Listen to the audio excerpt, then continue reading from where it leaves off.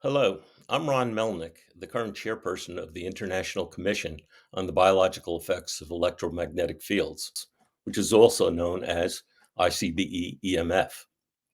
My work on radiofrequency radiation began while I was a toxicologist in the National Toxicology Program and the National Institute of Environmental Health Sciences. This is one of the institutes of the National Institutes of Health. While there, I led the design of the NTP studies on health effects of cell phone radiation in experimental animals. It was the FDA, the federal agency that provides scientific input to the FCC on health effects of emissions from wireless devices that nominated cell phone radiation to the NTP.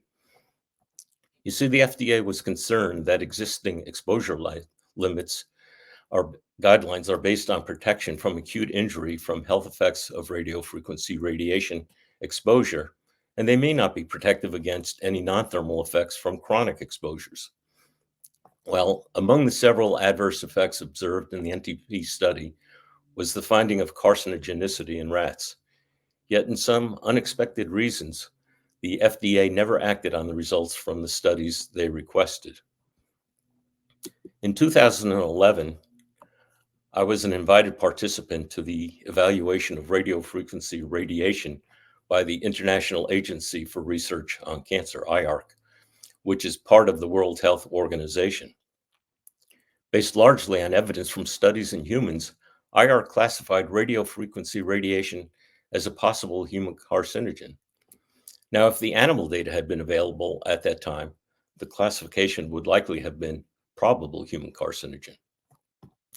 One of the first activities of our organization, ICBE-EMF, was to examine the basis for the exposure limits to radiofrequency radiation that have been established by ICNIRP for most countries and the FCC in the United States.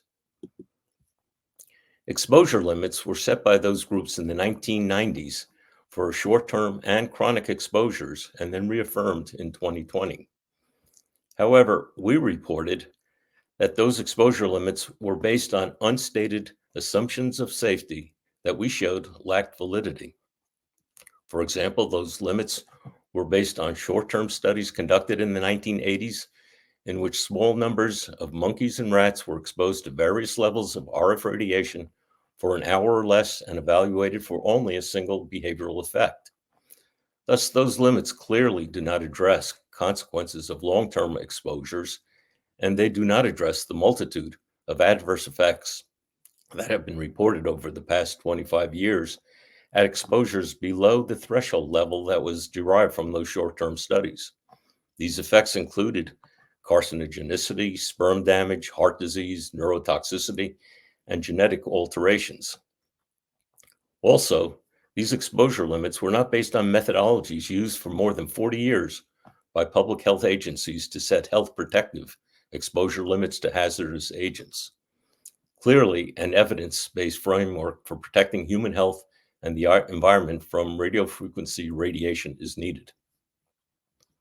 First, assessments of risk to human health and the establishment of exposure limits that reduce those risks should be done in a manner similar to those for other hazardous environmental agents.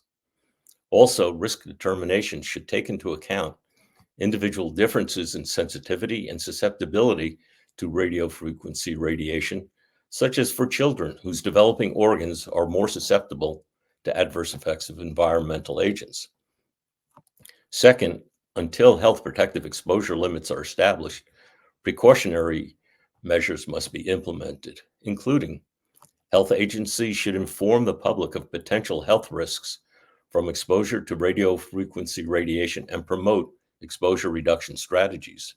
Setback distances need to be established between cell phone base stations and high-risk areas, for example, schools, residential areas, and hospitals. Radiation-free or low radiation zones need to be provided in public places for pregnant women, children, and hypersensitive individuals. Third, manufacturers of wireless devices should be compelled to develop and implement technologies that are available now to reduce emissions to users of wireless devices. Fourth, Environmental impact assessments need to be done before installing new base stations or cell towers. And lastly, deployment of 5G antennas and other future wireless devices near residences or public places should be delayed until adequate health effects studies are completed, the risks are assessed, and health protective exposure limits are established. Thank you for listening.